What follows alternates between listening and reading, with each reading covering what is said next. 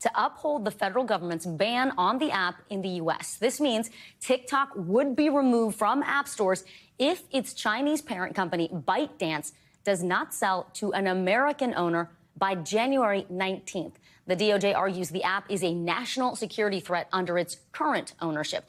Now, this ban was first signed into law back in April, and it is spurring backlash from many of TikTok's 170 million U.S. users.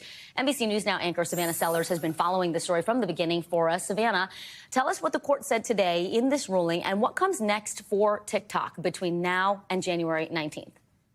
Yeah, absolutely, Vicki. So we really were waiting here today, unsure of what we would hear from this three-judge panel, because back in September, we got a little bit of a clue when some questions were asked of the TikTok team, and we thought, they do seem pretty critical of TikTok, but there were also issues and concerns about free speech here. So we did not know how this is going to go. Ultimately, this panel, as you mentioned, unanimously deciding to uphold this law that could effectively ban TikTok by January 19th. I want to read you some of what we saw in the majority opinion today, and it really centers on that national security argument. Here it is on your screen. Here, the government acted solely to protect that freedom from a foreign adversary nation and to limit that adversary's ability to gather data on people in the United States. Now, our viewers might remember this is because the owner of TikTok is a company called ByteDance that has Chinese ownership. You'll see that here in this statement. ByteDance and its TikTok entities have a demonstrated history of manipulating the content on their platforms, including at the direction of the PRC. Notably, TikTok never squarely denies that it has ever manipulated content on the TikTok platform at the direction of the PRC. So the concern here is that there is able to be Chinese influence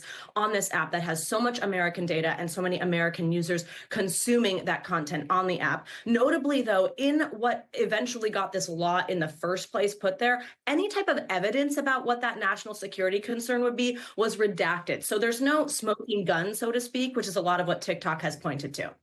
You know, Savannah, what is TikTok saying here in terms of the response to the decision today? And also, there's a big wild card here in terms of what President-elect Trump will do with TikTok, because he's going to be inaugurated just one day after this ban is set to go into effect. Would he have any kind of power over the app come January 20th?